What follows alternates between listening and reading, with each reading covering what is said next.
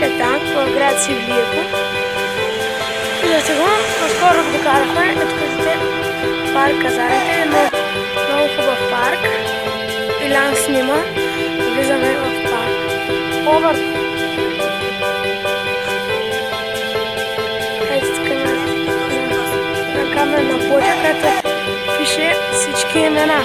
Ето, както виждате, това е един паметник на загинали за свободата и честа и славата на родината. Това е един голям паметник. След това тук идват едни уръдия. Много интересно хубави уръдия. Гледате в преследя много бижа, не бижа. Не съм съдите в парк Казарите. Ето тук вижте има едни уръдия. Тук едно време хората са били за това. А не е баш това вижте по-дълго уръдие. Значи това ще се представим, дема. Паметника. Ето тук има един паметник, един войник.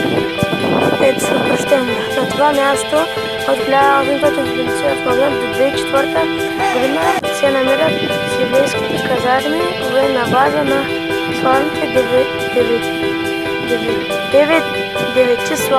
славейски артилерийски полк.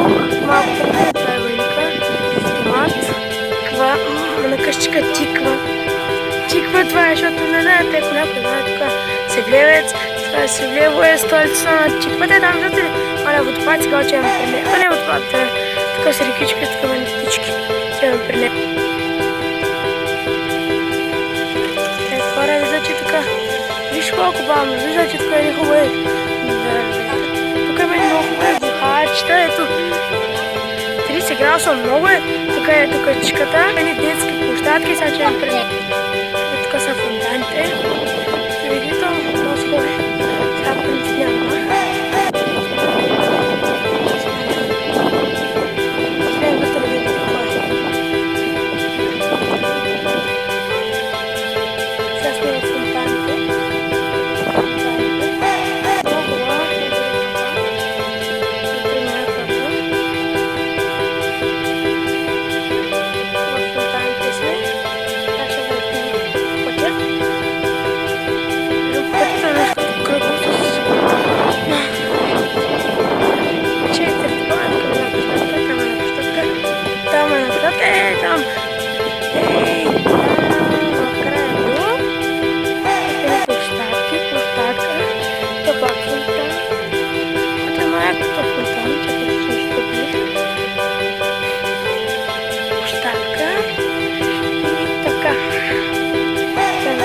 Има много е хубаво. Виждате много пак хубави бухарчета. Тук има такова пейси, там едни фонтани. Свечените те фонтани. Ето хора, ето фонтаните, Елян тук е. И той снимава, може да видите, пак повторям, приятели за винаги, неговия канал. Ще го видите.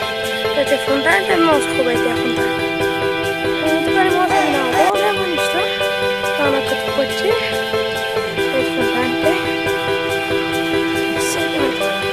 Водата е изключително прохладна. Не е прохладна, но хладничка си. Леко студена. Това е много хубава водата.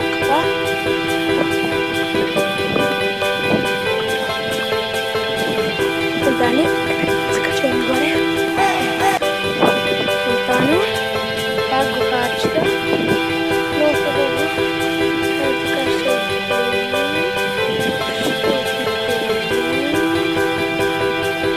Така ще много хубаво за парк Казармите.